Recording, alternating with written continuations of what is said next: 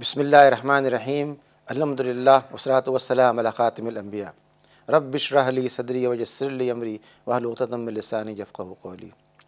In this month of Ramadan, we experience something very unique and perhaps very much different. In management science, we always talk about time management, and there what we mean by that is prioritization of things. First things first, as it is said. In month of Ramadan, we decide to reshuffle our priorities. If my priority was in normal days that I wake up early in the morning and make Salatul Fajr and then start preparation to go to my job, because maybe I work at quite a distance and that requires traveling for an hour or so, then my whole time is used for preparation for my job. In the month of fasting, we change priorities. We do attend our job, but before we attend, we want to ensure that our day should begin with some Quranic recitation. Therefore, after Fajr, a person tries to sit for a few minutes, 10 minutes, sometimes half an hour, sometimes more, and read the Quran with translation. So for the day that is going to be followed, there is a message taken from the Quran to be applied in our life.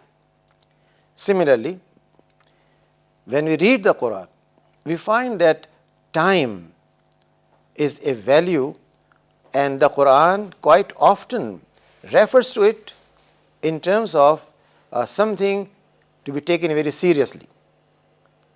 I think every child in a Muslim family memorizes a number of short surahs, including Surah Al-Asr. Al-Asr begins by saying that Wal Asr inna al-insana lafi khusr. By the time, human being is in loss. And then it tells us who are not in loss. So the other category is provided, those who are believers, those who have conviction, those who not only believe, but they do amal salih. And then besides that, they involve themselves in tawasi bil haqq and tawasi bis sabr. In this short surah that refers to importance of time, Allah subhanahu wa ta'ala reminds us first and foremost that we should not become from those who are going to face losses, khusran, but become from those who are going to be successful people of Iman. And then people of Iman followed by amal salih, which means our actions should be pure, should be sincere, should be devoted and committed to obey Allah subhanahu wa ta'ala. A person who is a watchmaker and he repairs a watch carefully, so the customer, when he finds his watch repaired, have a guarantee it will work for at least 6 months or a year without any failure. If this watchmaker has done his best in doing that, then he is going to get reward for sincerity in the month of fasting. But if he just willy-nilly completes the job without proper care, then he is not going to get reward, although he may be fasting. In other words, fasting is not a matter of something separate from life, but it affects our life, changes our life, and provides us how we fix priorities. Should my priority be to get as much as possible wealth by various resources, or I prioritize my work and try to find out how I can get ethically, morally my living, and how I can earn in order to spend that in Allah's way. Because we know very well that if you want to give something in the way of Allah subhanahu wa ta'ala, its source has to be also clean and pure. Allah will not accept a gift given to a person to help a person if this is acquired from unethical means. So things are linked together and very much related with our life. We prioritize in terms of what should I do first. In a home, we often face situations where a person has parents who are old, a person has his own children, his wife, a person has a servant, and if one of them is sick, then should he give priority to one or the other? In this month, we learn how to give proper priority and how to do things in the most ethical manner. Therefore, this whole month teaches us. I was referring to Surah Al-Asr in this respect, and the other thing which is mentioned and as a guidance for us is that those persons who are going to succeed are ones which act ethically, and then they do tawasi bil haq. They disseminate, they share what is truth, what is good, what's beneficial for mankind. Therefore, they approach people and remind them of their responsibilities. They meet people, and when they talk things which are meaningful and not just things which are just to pass time. They do amar bil maroof. They enjoin what is good and try to stop from what is wrong.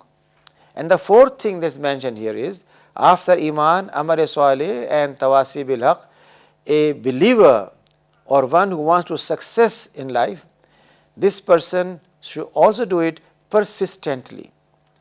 Bis-sabr means continuously. Bis-sabr means with all sense of responsibility and persistence. Therefore, this short surah reminds us in the month of Ramadan that we have to develop an attitude of doing things at proper time, prioritize them. At the same time, try to share with others whatever good we have discovered from the Quran, from prophetic life, from our society. And lastly, this has to be done continuously, which means when the month of fasting comes to termination, we don't stop acting ethically. Unfortunately, people think that if in this month of fasting we have tried to protect ourselves from doing wrong things, telling lies, breaking promises, shouting at people, being impolite or hurt someone, then once the month is over, now they can do whatever they want. The fact of the matter is, this one whole month is structured in order to change our bad habits into good habits. If a person was earlier losing temper easily, this month requires from him to control his temper. The Quran says those who control their temper are the persons who are like Allah subhanahu wa ta'ala. They are near to Allah subhanahu wa ta'ala. Therefore, this whole month helps us in developing good qualities and minimizing, marginalizing those aspects which are harmful for society. The month of fasting is not focused towards individual, rather it's a matter of collective good of society, because everyone who is fasting is asked and expected to contribute something for the welfare of society. Even when you can send only a plate in which you have a piece of bread for your neighbor with love and kindness, and that brings people and their hearts closer. That brings more love and understanding. Exchange of gifts, actions which are gestures of brotherhood are increased, and all those aspects which lead to breaking of relations, which lead to misunderstanding are suppressed and avoided.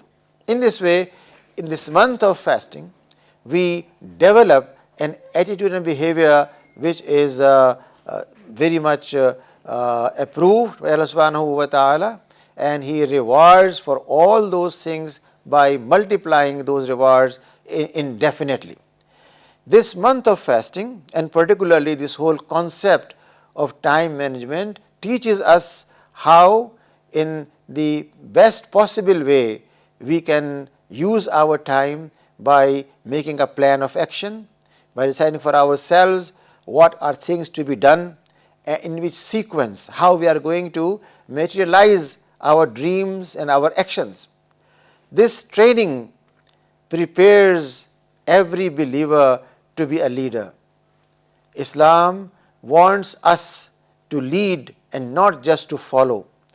Leadership can only emerge when we have sense of priorities, when we know what's more important, less important, when we act accordingly, when we do not do things which were unnecessary while necessary things are neglected. If we only look into our history of past so many years, sometimes we neglect priorities and consequently we suffer at national level. If our priority is energy, if priority is health, if priority is education, then most of our efforts should be focused around that.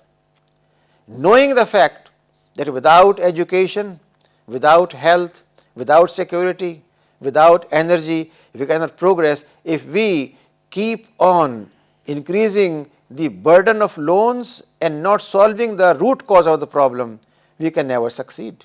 Fasting teaches us how to prioritize in all these areas, and therefore it is a matter of extreme importance, and during the month of fasting we should very objectively review and take a stock of our actions, our policies, our steps we have taken for national construction, and in this way try to achieve our targets in most systematic manner. May Allah subhanahu wa ta'ala give us opportunities in this month of fasting to learn how to manage our time, how to manage our resources, how to plan a future in which we have every person properly educated, every person knowing the essence of the Quran, everyone knowing the essence of seerah, of rahmah, of love, compassion and forgiveness, and everyone is able to improve his or her health condition